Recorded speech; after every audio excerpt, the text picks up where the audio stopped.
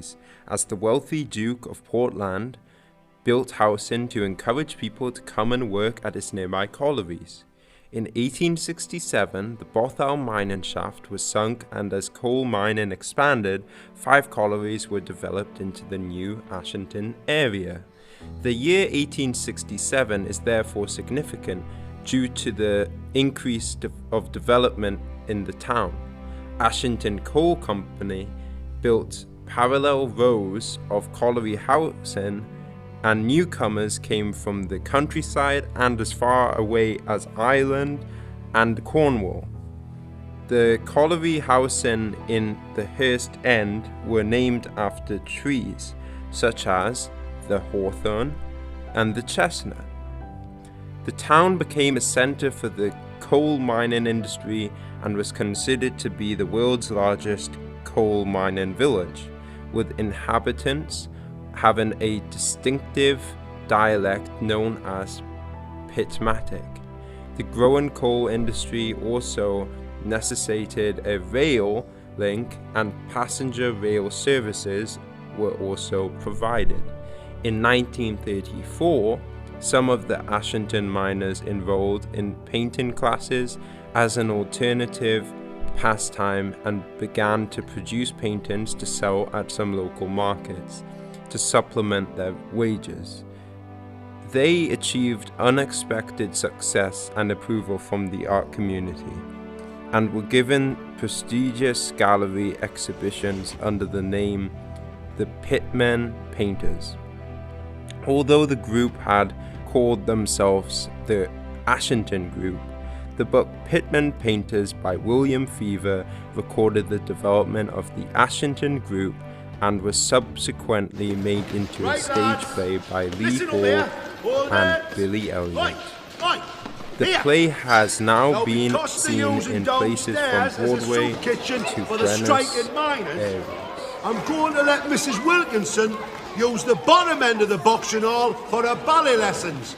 So no hanky-panky, understood? Elliot, you're late. Get changed and get in here. Right then, lads, now give it all you got. Round 1. Well, don't just stand there, Elliot. Oh, no, not again. This is man to man. Come back to a bloody tea dance. What you doing, man? Hit him! Crazy, he's just pissing about. Now get stuck in and give him a belt. It's like a valley in a fit. Fire! Hang on! Jesus Christ, Billy Elliot. You're a disgrace to them gloves, your father, and the traditions of this box and all. Yours 50 pence. Oh! Liberace! Will you give it a rest? Billy, punch back. In 1986, closure of Bates Colliery.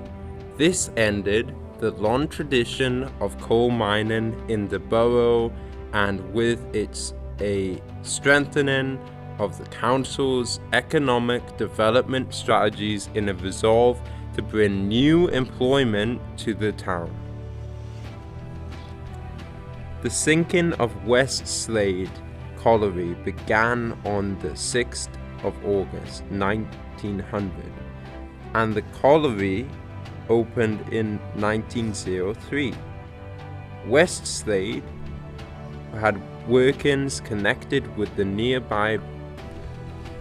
The sinking of Wheatslade Colliery began on the 6th of August 1900, and the colliery opened in 1903. Wheatslade had workings connected with the nearby Burradon Colliery.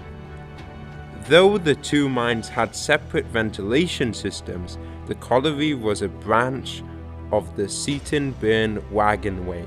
In the 1910s, Wheatslade Colliery was owned by the Burradon and Coxlodge Coal Co. Limited Company, and then in the 1940s, Hasler Ridge and the Burradon Coal Company. In 1947, Wheatslade Colliery was recorded as producing 160,000 tons of coal for household manufacturing and steam production. By 1960, there were 638 people employed at the colliery, 488 working below ground and 150 working on the surface. Wheatslade Colliery closed on the 10th of September 1966. The site continued to be used as a washery until 1980 before being left abandoned for many years. The site later was landscaped to become Wheatslade Colliery Country Park, which opened in 2006. Camboy's Colliery in County Durham was sunk in the 1840s, and the colliery itself was open to mining from 1840s right up to 1968 when it closed. The mine itself employed about 900 people around the 1890s, and by 1914 there was over 1,000 people working in the mine. By 1965 that number had dropped to 818 and slowly went down over the years until the mine was actually closed. The mine itself produced coal, it produced fire clay, and also produced steam. And of those workers that worked down the mine, I have here some interesting facts and figures from the mining industry.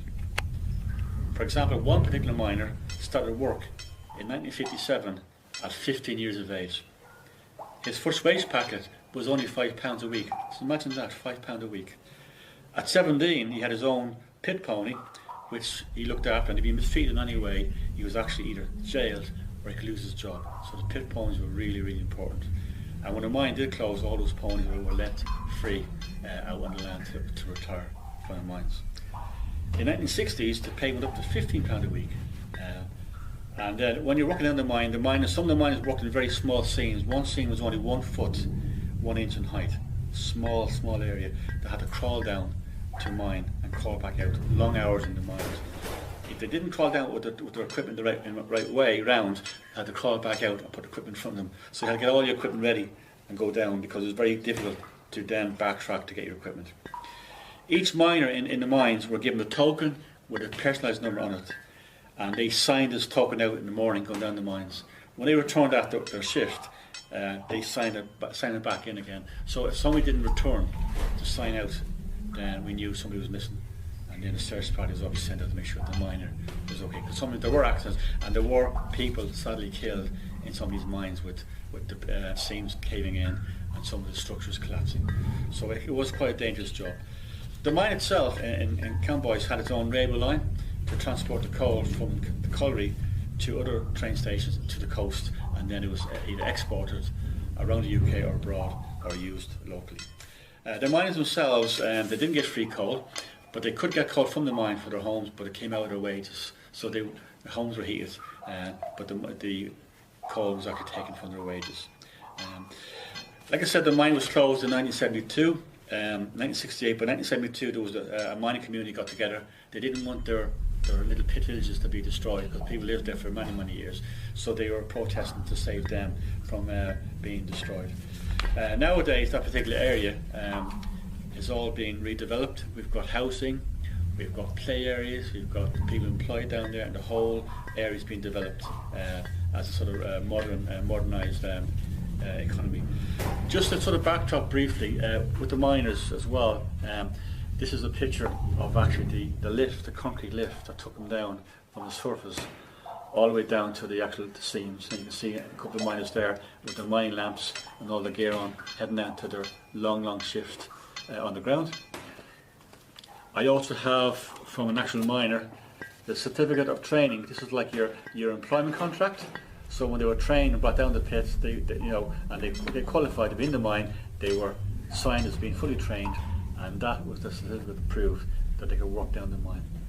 So there, hopefully, is a little bit of history of the local Camboy's mine in County Durham.